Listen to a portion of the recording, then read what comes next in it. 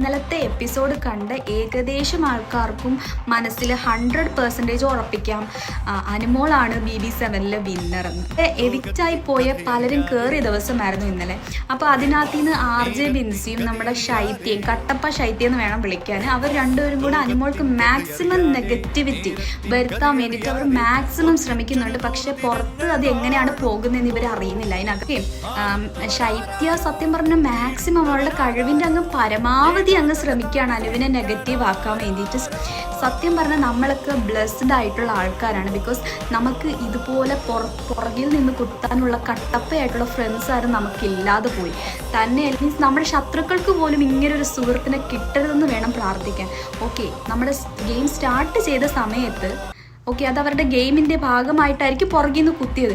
പക്ഷെ രണ്ടാമതെല്ലാം കണ്ടു കഴിഞ്ഞ് വീണ്ടും അകത്ത് കയറിയിട്ട് അത് അങ്ങനെ ചെയ്യണമെങ്കിൽ അവളുടെ മനസ്സൊക്കെ എന്തായിരിക്കണം.